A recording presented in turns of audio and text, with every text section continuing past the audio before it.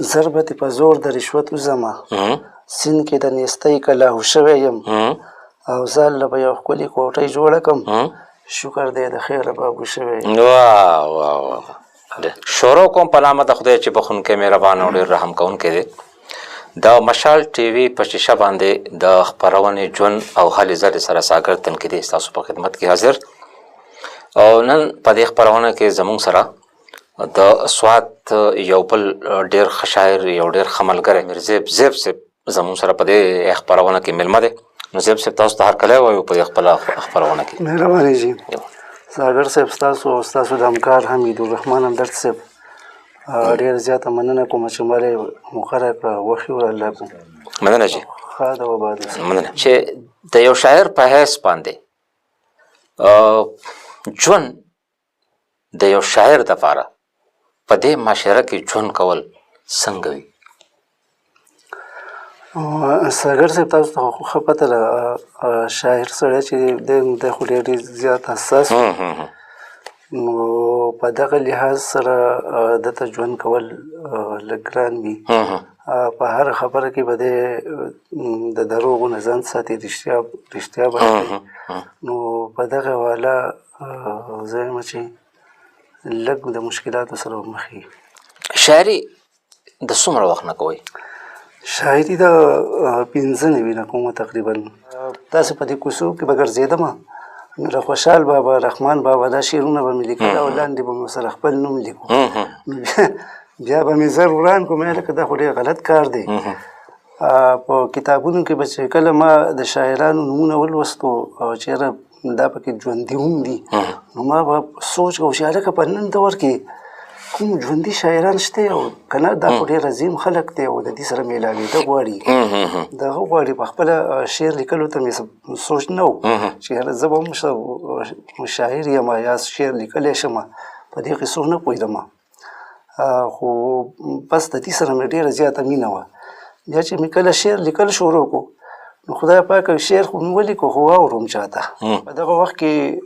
زموږ په کلي کې زما نه وروستو بیا یو شاعر و هغه شیرزاده ساجد هغه ساجد چې و نو هغه به همیشه په کلي کې نه و ځکه چې هغه به مسافرۍ ته تللی نو ما چې به څه ولیکل نو بیا په دې دغه کې به مو شعر زه چاته واورم نو په دې کلي کې داسې د اورولو څوک نه و. یو ملک یو شاعر خدای بخښلی ملک چې و ملک زاده ملک هغه ولسي شاعر و صحیح او خو زما او د هغه پېژنګلو نه وه نو هغه به ولسي شاعري کوله او ما خپله نوره شاعري کوله خو د دې وجې نه موږ یو بل ته شاعري نه وه اورولې په دغه ټایم. ټیک ټیک ټیک جی په شاعرۍ کې مې په کوم صنف باندې زیات کار کړی دی؟ زیات خو مې غزلې لیکل دي او قطعې مې لیکل دي هایکوګانې مې هم لیکل دي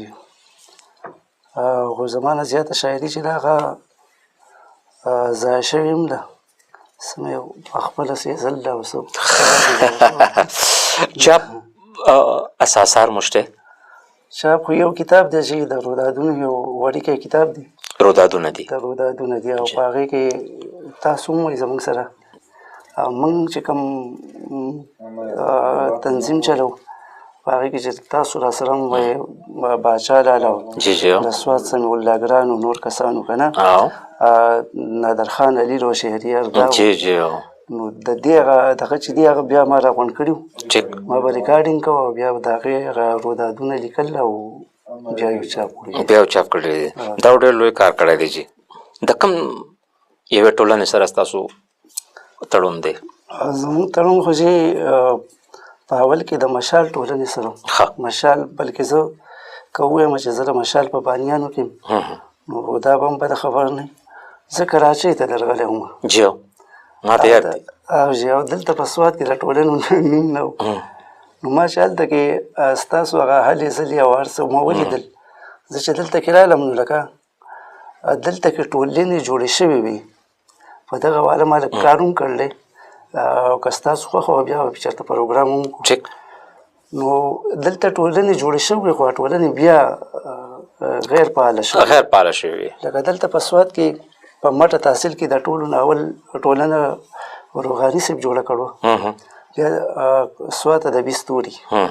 بیا هغه غیر فعاله شوه هغې پسې بیا زلمی کل جوړ شو زلمی کل هم بیا غیر فعاله شوه او په هغې پسې درېیمه ټولنه بیا مشال ټولنه وه نو زه د دغې مشال ټولنې په بانیانو کې نو اولنی قدم بیا ما چې هغه نو په مشال ټولنه کې زه شامل شوی وم او په هغې کې هم هغه څه وخت وچلېده د سوات په حالاتو باندې دغه ټولنه د جمود ښکار شوه نو د هغې نه وروستو بیا موږ روڼ سهار جوړه کړه روڼ سهار کې په هغې کې زموږ سره واحد زمان صاحب و حیدر علي صاحب او اسرار صاحب د دارمۍ یو ملګری دی داسې نور ملګري وو عبید الله عبید صاحب او ادبار خان شامیزی داسې نور ډېر ملګري وو نو دا په 2014 کې موږ دغه ټولنه جوړه کړو نو زیب صاحب غواړو چې د مینوالو دپاره یو کلام را سره شریک کړئ خپل د خوښې کلام قیده دا چې ذوالجلاله یو عرضي درته کومه ذوالجلاله یو عرضي درته کومه خو د هغه بختور ځای چې مکین شم او ما په خپلو هورو صبر کې جنت کې هسې نه چې زه په نورو ورمین شم ډېر ښه زر به دې په زور د رشوت وځمه سیند کې د نیستۍ کلاهو شوی یم او ځان له به یو ښکلې کوټۍ جوړه کړم شکر دی د خیره بابو شوی شعر دی چې تر خدای د رسېدلو انسانانو صالحانو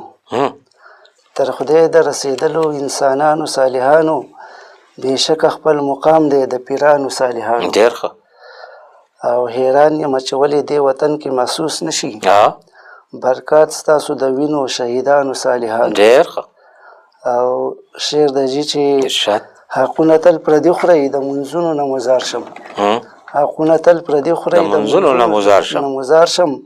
بخښنه مو د ګرانه عابدانو صالحانو ډېر ښه ډېر ښه ډېر ښه او شعر دی چې مننه خوشبو به د علم خامخا در محسوسیږي خوشبو به د علم خامخا در محسوسیږي محفل چې وی را جوړ د عالمانو صالحانو او مهرباني او شعر دی چې د شعر په جامه کې د نیکۍ تبلیغ کوونکو د شعر په جامه کې د نیکۍ تبلیغ کوونکو له تاسو نه لوګی شم شاعرانو صالحانو ډېر ښه یاره دا شعر بیا ووایه ډېر ښه د شعر په جامه کې د نیکۍ تبلیغ کوونکو له تاسو نه لوګی شم شاعرانو صالحانو ډېر ښه او په ورځې د محشر خدایه زه دغه درنه غواړم او په سب کې مې راپاسې د نیکانو صالحانو او شعر دی چې یزې به دا وطن به په رښتیا صالح آباد شي یزې به دا وطن به په رښتیا صالح آباد شي کردار که خپل ادا کړو بندګانو صالحانو ډېر ښه زیب صاحب